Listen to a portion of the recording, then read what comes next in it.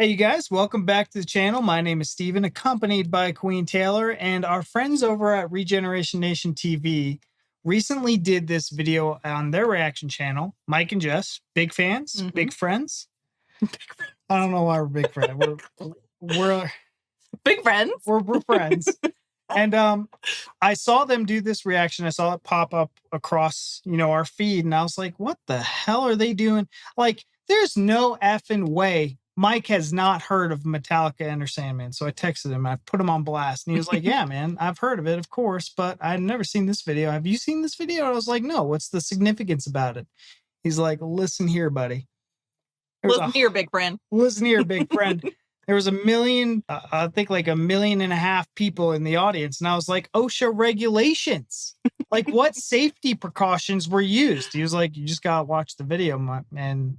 And so in 91, I was just being born. So I was not alive, but I did grow up listening to Metallica. My mother was a rocker and she loved bands like Cinderella, Skid Row, Guns N' Roses was whatever band Bret Michaels was part of, Poison. I think Poison, and Metallica. Like, they lived in my household. Nothing else matters. It was like they lived there. They were also big friends. Big fans. Big fans. Guys, yes, we've heard it. No, I've never seen this video. Let's watch the video and see what all the hype is about. Yeah.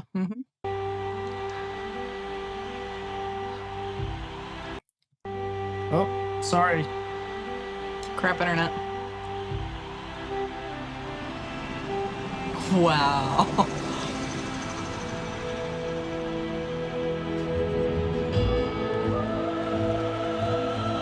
The good, the bad, and the ugly. Yeah. We just listened. I was like, wait a minute. That's from a Clint Eastwood movie in the 60s, by the way, you guys. If you haven't watched it.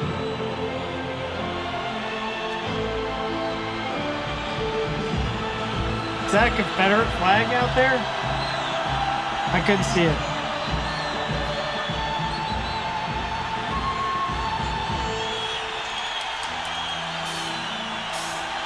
Oh, sick. Instant chills. No. I don't think I've ever seen Lars with hair.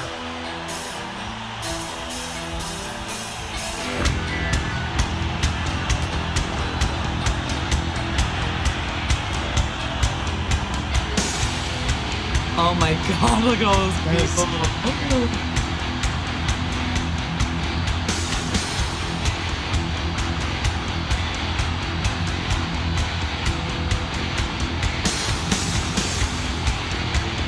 Oh, man.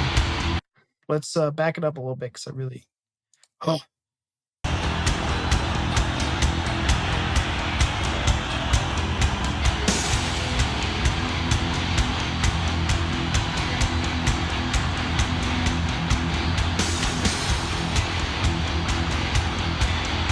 I like how they're smoking in the crowd and shit.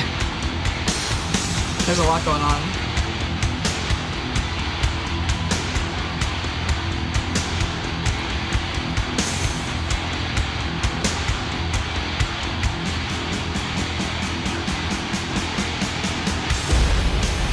Oh, that was cool.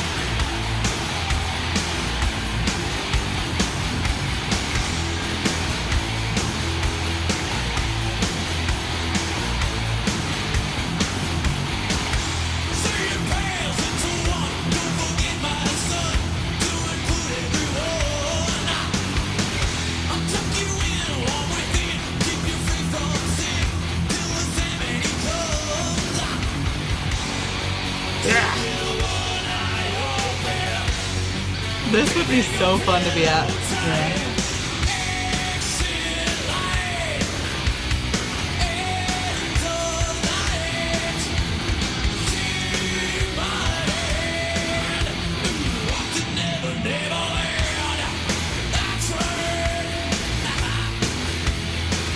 God, the bass player before it went to that one dude. Oh, I forget his name. They had a falling out. Oh.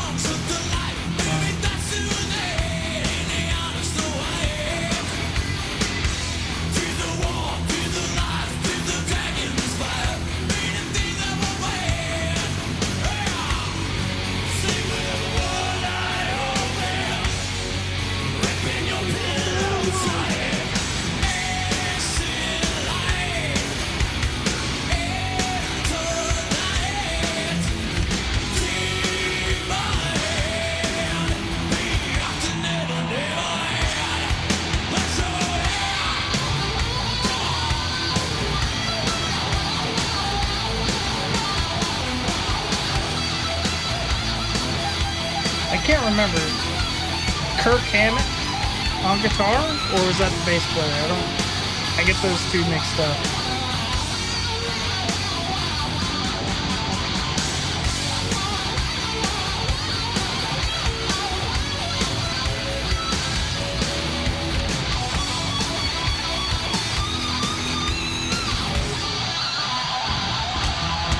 Oh, sick.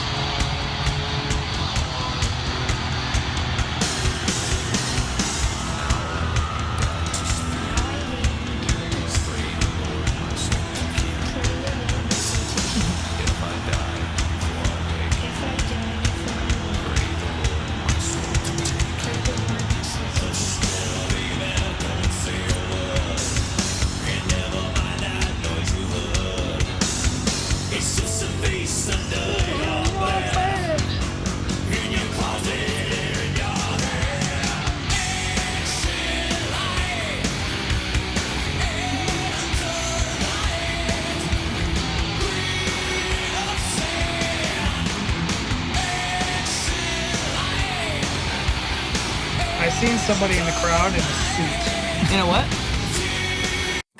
I seen somebody in the crowd with a suit. And I was like, is this guy just getting off of work and like decide to come to a Metallica concert? He's like, hey boss, I gotta leave early today. Hey, yeah, I'm going to the Metallica My kid's got an concert. appointment. It's like wild seeing like the vast difference like of people that are attending the show. Mhm. It's like everybody Yeah, decided. literally everyone. And how big was Metallica in Moscow and Russia at the time? Apparently ban such a- massive. Yeah, apparently. I mean, I know that they're like global nowadays, and I think maybe in the 90s, but 91? That's what I was thinking the whole time this is going. I'm like, I wonder how long they've been big, because believe it or not, I actually used to listen the shit out of Metallica when I was like, I don't know, I would say between like 10 and 14. Yeah. Like this was my type of music, which was obviously like much further on than 1991. So I've been wondering that as Yeah, well. interesting. I'm curious. Okay. Let's finish it off, baby. Yes.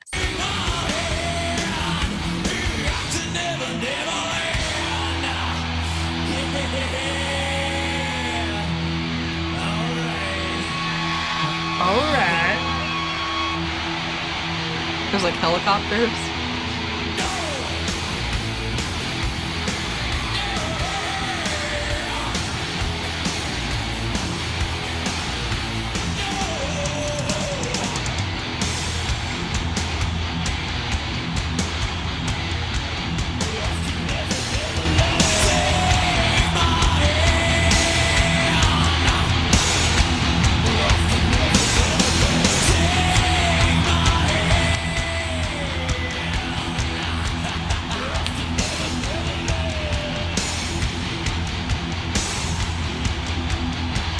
Gosh, they look young. Yeah.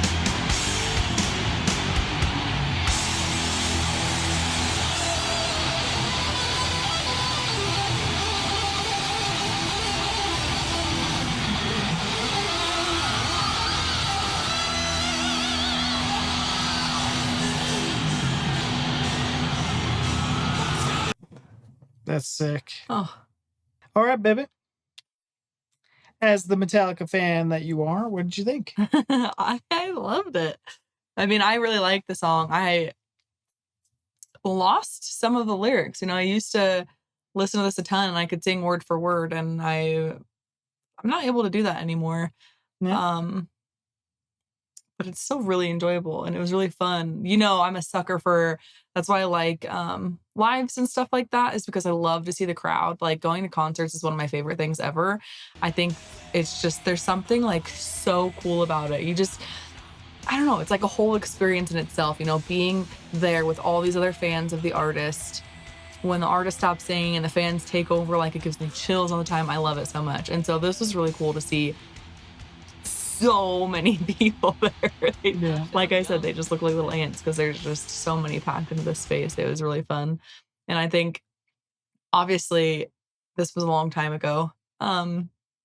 People are like, it wasn't a long, it was like my lifetime ago. Yeah, you know it was over 30 years ago. Yeah. And the structure that Metallica is on, I keep looking at it and I'm like, I don't feel like that would be up to today's safety standards. It's like basically shit's like loose in their mind. Yeah. I know. I'm like, I wouldn't be doing a lot of running on that thing personally, but I mean, And did everybody in the back be able to hear them? Probably, I would think. Yeah, I would think a so, million too. people heard that. Yeah. So I have very fond memories growing up in the 90s, listening to the Black Album that Metallica released, I think probably around this time. I want to say early 90s, like 90, 89 when they released that. And I know, so that album, I know to a lot of diehard Metallica fans who like Ride the Lightning was there. Like when Metallica was more thrash metal, then the Black Album was kind of a disappointing album to them. But for me and for my childhood, it was like the best album. It was like they had me hooked until they got to Saint Anger, and I thought that was like too I don't know how to say it. It just didn't sound like Metallica, and I kind of just lost interest because my Metallica introduced me into metal music, and then from there on I went heavier and heavier and heavier.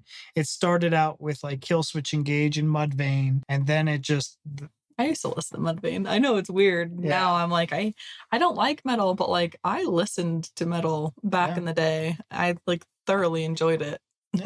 And for a kid in America, you know, this was very prevalent. And my music taste just changed dramatically. It went from this kind of metal to the deathiest death stuff on the planet, like the heaviest music we could possibly generate. And that's the stuff that I just don't like. I'm all about it. I am all about it. It started with Job for a Cowboy and just took off. And that's where I'm kind of at now.